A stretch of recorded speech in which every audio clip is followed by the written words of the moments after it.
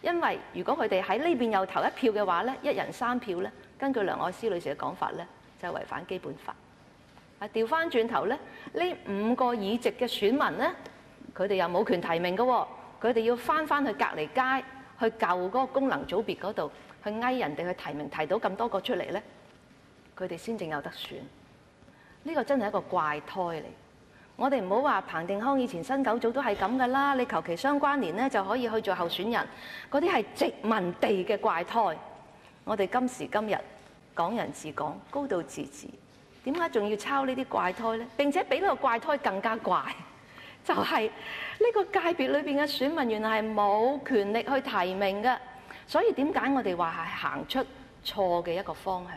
因為當我哋接受呢種提名方法，要過隔離街去借提名嘅時候呢，其實我哋係確立咗一個有篩選性嘅提名機制。將來行政長官選舉嘅提名會唔會又係用翻咁嘅邏輯去做呢？另外一個含義呢，喺呢個6改5嘅方案裏邊，高速不足72小時裏邊已經可以上台投票。另外一個含義呢，就係我哋睇下點解係一定要6改5呢？點解唔可以6席一齊過嚟呢？嗱，後邊有2個可能，一就係政府費事為咗攞民主黨嘅9票，就輸咗民建聯嘅10票，咁所以呢，嗰一席一定係要留翻俾民建聯啦，等佢哋係有一個10拿9穩好有信心嘅議席。另一個可能呢，就係中央其實真係企得好硬，30個功能組別議席，佢係冇興趣，亦都絕對唔會減少嘅，即係話而家呢個方案係唔會令到我哋將來取消到功能組別，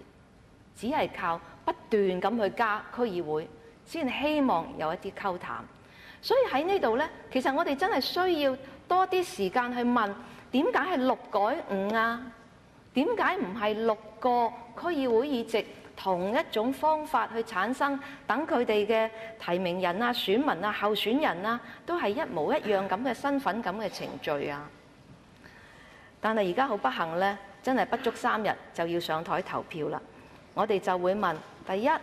係咪中央其實冇興趣取消功能組別呢？呢個方案所謂話推動民主進程，其實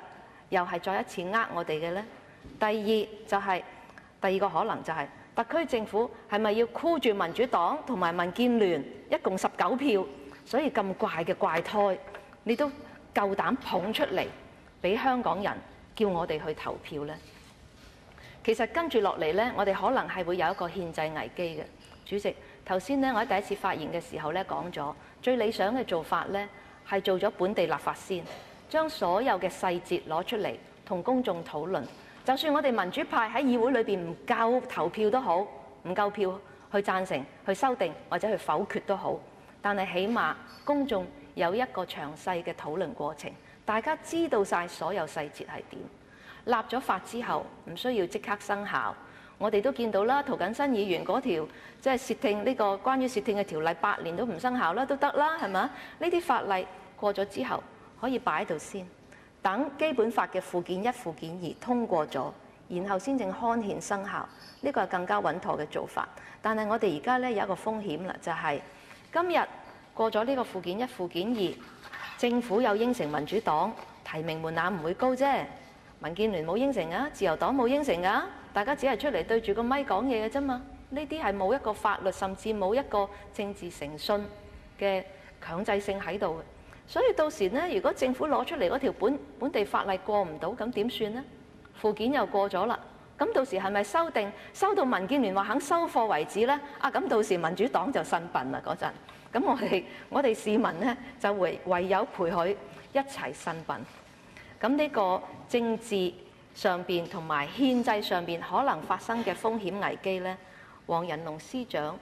係要問責嘅。點解佢當初係會贊成一個咁樣修改基本法附件1、附件2嘅過程，而唔係調翻轉頭先行細緻去做本地立法呢？最後，主席，我想讀翻一篇94年喺呢個議會裏邊關於立法會全面直選嘅辯論嘅一段説話。我先唔講係邊個議員講，對很多人來說，政治現實是無法改變的。基本法已對政制發展作出了規定，我們唯有接受，只可以在這個框框內活動，否則就是罔顧現實的行為。但我們不要忘記，政治現實是由人建構出來的，即使是自然界現象，亦會隨着時間的轉移而改變，更何況人的行為規條。真正罔顧現實的人，正是那些將政治現實視作自然規律、視作鐵籠的人。在什麼的時候，在什麼的情況下，政治現實會化為鐵籠，就是當我們也不相信自己的能力，對自己亦不存在信任的時候，我們就會成為人為建構出來的囚徒。主席，呢段説話正正係非常之好咁詮釋我哋今日所講嘅政治現實。呢個政治現實包括基本法嘅框架，包括2007年人大嘅決定。但係如果我哋冇勇氣去改變呢啲人為嘅規限，我哋就會成為製造呢個政治現實嘅幫兇。所以主席，我自己係唔會贊成我哋因為呢度咁多嘅規條而去贊成呢個方案。並且如果將來中央要真係推民主進程嘅話，佢自己都要收翻2007年嗰個人大決定嘅，否則你點可以取消功能組別啫？係嘛？除非佢又係假嘅，又繼續蒙騙多我哋幾十年。主席，我係一個嚮往自由嘅人，我係唔會行入呢個囚籠，我係會反對呢個方案。多謝。